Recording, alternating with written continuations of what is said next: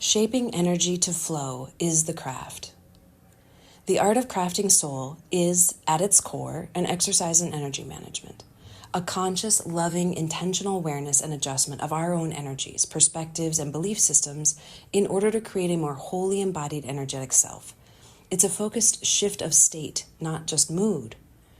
Soulcrafting encourages us to tune into our most authentic energy, like getting to just the right place on a mountaintop to receive a strong cell signal, and then reinforcing that energy so it can be shared out into the world.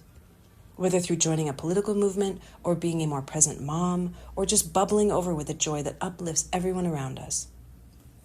Of course, tuning into, adjusting, and reinforcing our energy asks that we first sense it. Last month, we talked about what the energy body is, and now it's time to begin to take up the art of sensing ourselves. For so many of us, our initial awareness of energy in our bodies and the ability to manage it comes through our emotions. We cerebrally understand happiness, turning it into a thought before we acknowledge its vibration in our bodies.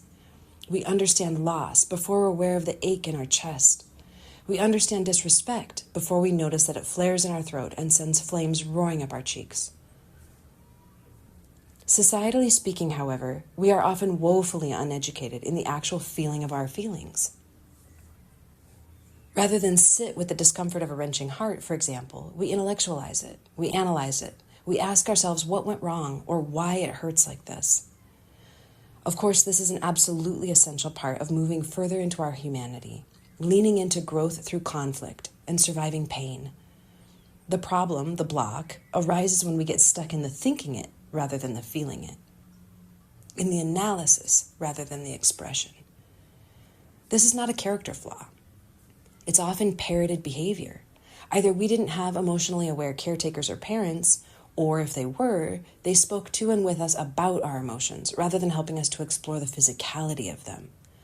Perhaps unintentionally suppressing instead of regulating and exploring. This makes it difficult to get into the feeling and allow it to exist as what it is, leaving us aware of the emotion and the knowledge that we're uncomfortable, but unsure what to do from there. So we go back to what we were taught or observed. Maybe we label it as something else.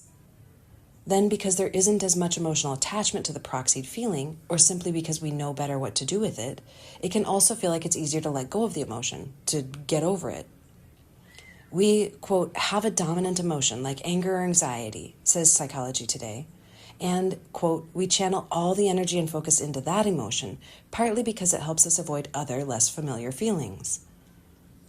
For example, if perhaps we felt manipulated by an authority figure, we translate that deep violation into a feeling that we know how to process. Our shame or sadness becomes defensiveness and then superiority. Our grief becomes victimhood and then anger. Alternatively, or additionally, our caretakers may have villainized feelings entirely or felt shame themselves when they felt, well, anything.